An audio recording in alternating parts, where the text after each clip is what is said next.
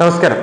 G20 ഉച്ചകോടിയിൽ പങ്കെടുക്കാൻ ബ്രസീലിലെത്തിയ പ്രധാനമന്ത്രി നരേന്ദ്രമോദിക്ക് ഗംഭീരമായ വരവേൽപ്പാണ് ബ്രസീലിലെ ജനങ്ങൾ നൽകിയത്. റിയോ ഡി ജിറോയിലെ ഹോട്ടൽ നാഷണലിലെത്തിയ പ്രധാനമന്ത്രിയെ ദാണ്ഡിയ നൃത്തം അവതരിപ്പിച്ച് കലാകാരന്മാർ എതിരേറ്റു. ആദര സൂചകമായി പ്രവാസികൾ അദ്ദേഹത്തിന് ഉപഹാരങ്ങൾ നൽകി. ബ്രസീലിയൻ വേദ പണ്ഡിതന്മാരും പ്രധാനമന്ത്രിയെ വരവേൽക്കാനായി മുൻനിരയിൽ തന്നെ ഉണ്ടായിരുന്നു. പ്രധാനമന്ത്രി നരേന്ദ്രമോദിയുടെ സന്ദർശനത്തിൽ ഇന്ത്യൻ സമൂഹം വളരെയധികം ആവേശഭരിതരായിരുന്നു. ത്രിവർണ പതാക വീശിയും പ്രധാനമന്ത്രിയുടെ ചിത്രങ്ങൾ ഉയർത്തിക്കാട്ടിയുമാണ് ബ്രസീലിലെ ഇന്ത്യൻ പ്രവാസികൾ സ്നേഹം നരേന്ദ്രമോദിയോട് പ്രകടിപ്പിച്ചത്.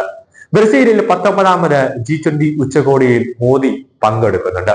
ബ്രസീൽ, ദക്ഷിണാഫ്രിക്ക എന്നീ രാജ്യങ്ങൾക്കൊപ്പം G20 ട്രോയിക്കയുടെ ഭാഗമായാണ് ഇന്ത്യയും പങ്കെടുക്കുന്നത്. നവംബർ 18, 19 തീയതികളിലായാണ് റിയോ ഡി ജനീറോയിൽ ഉച്ചകോടി നടക്കുന്നത്.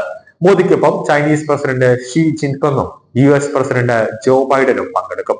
G20 ഉച്ചകോടിയിൽ പങ്കെടുക്കാൻ ബ്രസീലിലെ റിയോ ഡി ജനീറോയിൽ വന്നിറങ്ങിയ മോദിയെ ഗംഭീരമായ സ്വീകരണമാണ് ബ്രസീലിലെ തലവന്മാർ തന്നെ നൽകിയത്.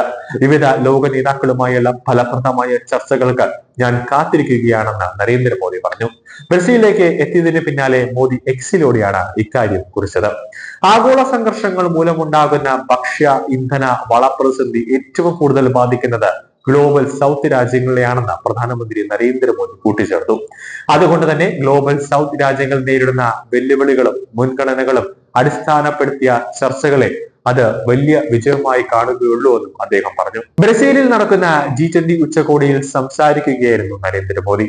ആ സംസാരത്തിലാണ് അദ്ദേഹം ഇന്ധനത്തെയും ഭക്ഷ്യത്തെയും പറ്റിയും കൂടുതൽ കാര്യങ്ങൾ ഉച്ചകോടിയിൽ മറ്റു രാജ്യങ്ങളുടെ മുന്നിൽ അവതരിപ്പിച്ചത്. ന്യൂഡൽഹിയിൽ ഉച്ചകോടിയിൽ ആഫ്രിക്കൻ യൂണിയൻ സ്ഥിരമായ G20 അംഗത്വം ഉറപ്പാക്കിയതുപോലെ ആഗോള ഭരണ സ്ഥാപനങ്ങളെയും ഞങ്ങൾ മാറ്റും. ഡൽഹിയിൽ വെച്ച് നടന്ന G20 ഉച്ചകോടിയിൽ എടുത്ത തീരുമാനങ്ങൾ വളരെ മികച്ച രീതിയിൽ മുന്നോട്ട് പോകാൻ ഞങ്ങൾക്ക് സാധിച്ചിട്ടുണ്ട്. SDG ലക്ഷ്യങ്ങൾക്ക് മുൻഗണന നൽകിയ വലിയ സംതൃപ്തി നൽകുന്ന കാര്യമാണെന്നും അദ്ദേഹം പറഞ്ഞു. വിശപ്പിനും ദാരിദ്ര്യത്തിനും എതിരായ ആഗോള സഖ്യത്തിന് വേണ്ടിയുള്ള ബ്രസീലിന്റെ ശ്രമങ്ങൾ ഞങ്ങൾ പിന്തുണയ്ക്കുന്നുണ്ടെന്നും അദ്ദേഹം കൂട്ടിച്ചേർത്തു.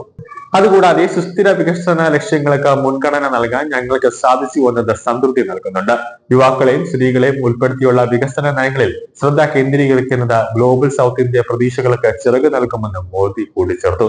എന്തായാലും നരേന്ദ്രമോദി G20 ഉച്ചകോടിയിൽ പങ്കെടുക്കാനും ബ്രസീലിലേക്ക് എത്തിയപ്പോൾ തന്നെ ഊഷ്മളമായ വരവേൽപ്പാണ് ബ്രസീലിലെ ഇന്ത്യൻ സമൂഹവും അതുപോലെ തന്നെ ബ്രസീലിലെ തലവന്മാരും മോദിയെ വരവേറ്റത്.